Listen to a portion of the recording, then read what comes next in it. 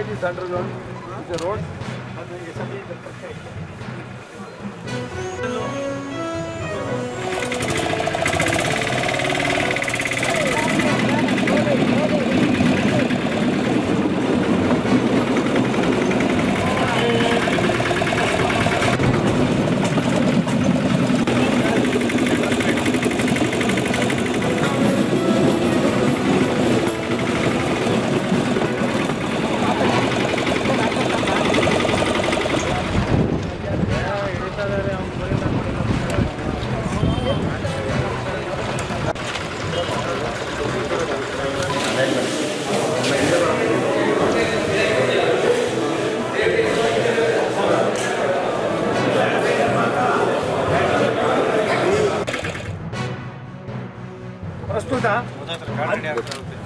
ಪ್ರಸ್ತುತ 11,800 ಕೋಟಿ ರೂಪಾಯಿಗಳ 9 ಪ್ರಮುಖ ಯೋಜನೆಗಳು ನಮ್ಮಲ್ಲಿ ಪ್ರಗತಿಯಲ್ಲಿದೆ.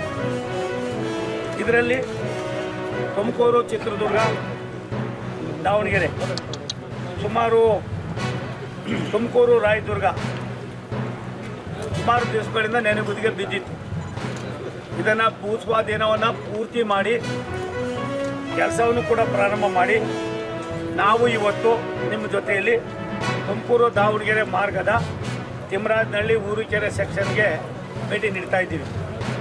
ತಿಮ್ಮರಾಜನಹಳ್ಳಿಯಿಂದ ಊರುಕೆರೆಗೆ 13 ಕಿಲೋಮೀಟರ್ ಮಾರ್ಗ ಈಗಾಗಲೇ ಮುಗಿದಿದೆ. ಮತ್ತು ಇದಕ್ಕೆ ಸುಮಾರು 120 ಕೋಟಿ ರೂಪಾಯಿಗಳು ಖರ್ಚಾಗಿದೆ. ಇನ್ನು 193 ಎಕರೆ ನಮಗೆ ಲ್ಯಾಂಡ್ ಕೊಡಬೇಕಾಗಿದೆ. ಅದನ್ನು ಕೂಡ ತಕ್ಷಣದಲ್ಲೇ ಕೊಡ್ತಕ್ಕಂಥ ಕೆಲಸವನ್ನು ನಾವು ಮಾಡಿ ಅದನ್ನು ಕೂಡ ಮುಗಿಸ್ತಾ ಇದ್ದೀವಿ. ತುಮಕೂರು ರಾಯದುರ್ಗದ ಊರುಕೆರೆಯಿಂದ Tumakuru 12 kilometre 25 kilometre railway line ಈಗಾಗಲೇ ಇದನ್ನು ನಾವು ಕಮಿಷನ್ ಮಾಡೋದಕ್ಕೆ CRSಗೆ ನಾವು ಈಗಾಗಲೇ ಮನವಿ ಮಾಡ್ತಾ ಇದ್ದೀವಿ. ಇದಾದ ಮೇಲೆ CRS ಬಂದು ನೋಡಿ ಅದಾದ ತಕ್ಷಣವೇ ನಾವಿಲ್ಲಿ ಗೂಡ್ಸ್ ರೈಲುಗಳನ್ನು ಚಾಲನೆ ಮಾಡ್ತಕ್ಕಂಥದ್ದಕ್ಕೆ ನಾವು ಪ್ರಾರಂಭ ಮಾಡ್ತಾ ಇದ್ದೀವಿ.